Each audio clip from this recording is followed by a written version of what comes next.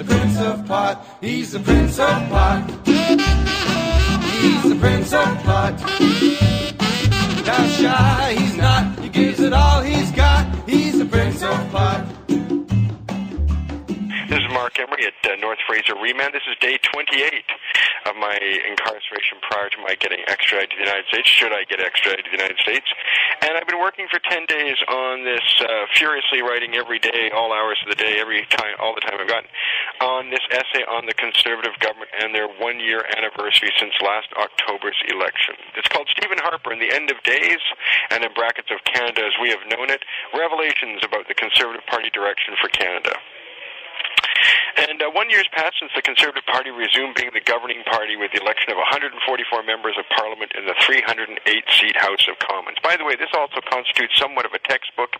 It's long, it's fairly detailed. I hope you'll be patient with me, and I hope you can absorb what I have got to say. This 12-month report card identifies 10 areas of performance in that time by the Harper government. And I've contrasted the record of the Harper government with promises made leading up to the October 14th, 2008 federal election. And I've also harkened back to the 1993 Reform Party platform. 1993 is when the Reform Party first got elected to the Parliament, and they elected 52 members of Parliament from Manitoba, Saskatchewan, Alberta, and British Columbia, in the wake of a massive collapse of the Brian Mulroney-Kim Campbell Progressive Conservative government that reigned from 1983 to 1993. Stephen Harper was a rookie MP elected that year. The Reform Party, and their quote, their line was "The West wants in," was its war cry, and it ran on a platform that railed against Brian Mulroney's patronage appointments, the deficit finance of the government for 8 years in a row, the centralization and expansion of the federal government, and the increased taxation that came with the GST and a variety of other taxes. And prominent in the 1993 Reform platform were, for example, here's more free votes in the House without being punished for not adhering to party policies, or party lines, say. And there should be more citizen input into the democratic process, which what Preston Manning called the democratic deficit. There should be more accountability in the government, according to the 1993 Reform platform. Citizens should be given the tools to hold government to its promises with recall, citizen initiatives, and referendums. There should be a triple E Senate, and that meant elected, effective, and equal. And the Reform Party promised to abolish partisan appointments to the courts, the Senate, and agencies and bureaucracy within the federal government. The Reform wanted to abolish the liberal Tory gold-plated pension plan. The Reform Party wanted to end decentralized authority to the provinces. They wanted to rein in government spending, and they wanted to give backbenchers more clout. They wanted to reduce the domination of the Prime Minister's office. So, from 1993 to 2006, Reform morphed into the Canadian Alliance, which then absorbed the remnants of the Progressive Conservative Party, and on May 3rd, 2003, became the Conservative Party.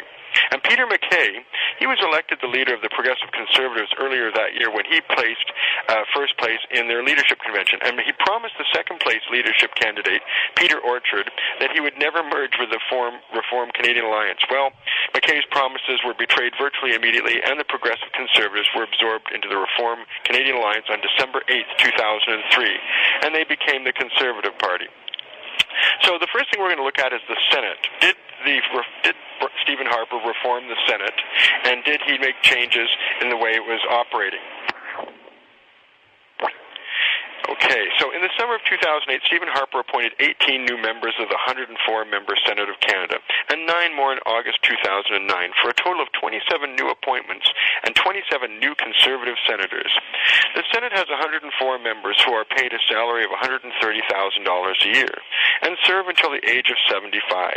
You know, senators cannot be fired, they can't be dismissed, they can't be recalled, and they can't be reprimanded in any way unless they have a great deal of independence.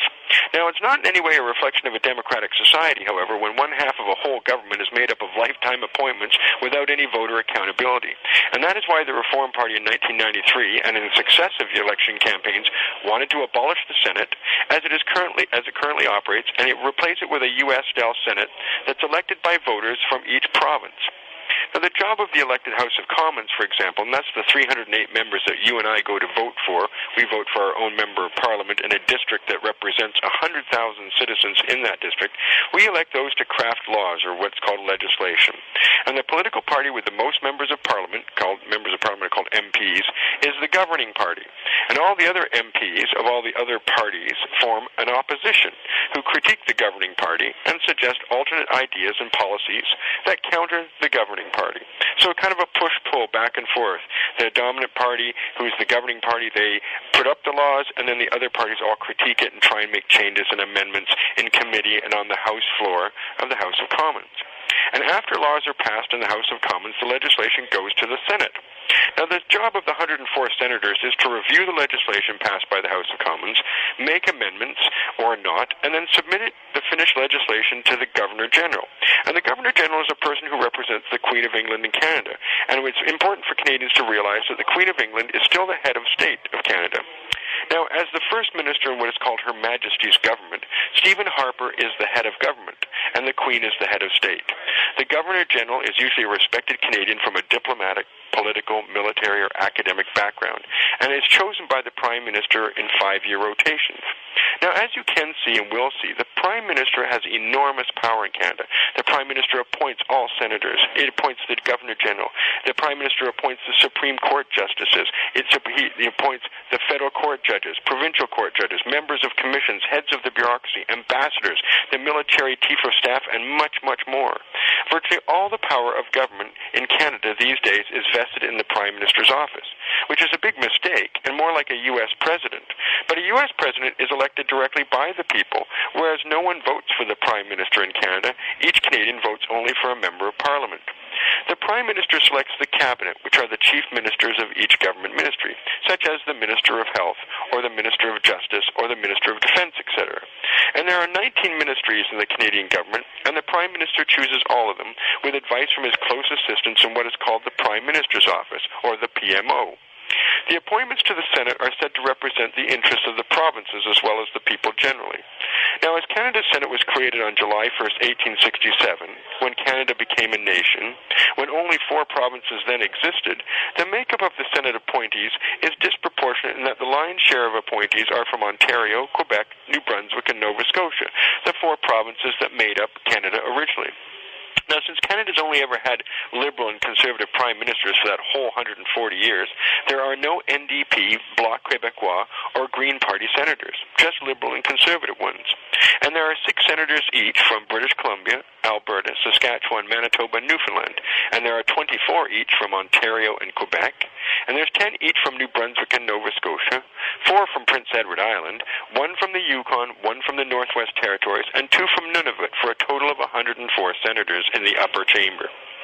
Alberta and British Columbia each have a population of more than 4 million, yet have fewer senators than New Brunswick, which has a population of under 1 million, or Nova Scotia, which has also less than 1 million people. Prince Edward Island's population is only 250,000, and it has 1 senator for every 62,000 people, whereas British Columbia and Alberta have 1 senator for every 1 million people. For example, Senator Larry Campbell was appointed to the Senate by Liberal Prime Minister Paul Martin on August 2, 2005, to represent British Columbia, and he replaced the retiring Senator Edward Lawson. As a Liberal appointee, Campbell is in the Liberal caucus, although Larry Campbell, previous to his Senate appointment, had never identified himself as a member of the Liberal Party. Now, a party caucus in Parliament is made up of elected members of Parliament, appointed senators, a few advisors from the party leader's office, the president of the party, and a few other insiders of each party. And each party in Parliament, and there are 4, the Conservatives, the Liberals, the NDP, and the Bloc Québécois, has a caucus meeting every day before appearing in the formal debates in the House of Commons or Senate. And these caucus meetings are held in camera, which is a Latin term that counterintuitively means in private, and are where issues and strategies are debated within the party so as to determine what questions to ask in question period, what subjects to debate on the floor of the House of Commons, who gets priority in the speaking order, and who shall speak to what matters on behalf of the party. Larry Campbell was a popularly elected mayor of Vancouver from 2002 to 2005. Prior to that, he was a coroner, who is the person who determines the cause of death of a deceased person, and before that, he was an RCMP officer. He's going to be a senator until February 2023, when he turns 75.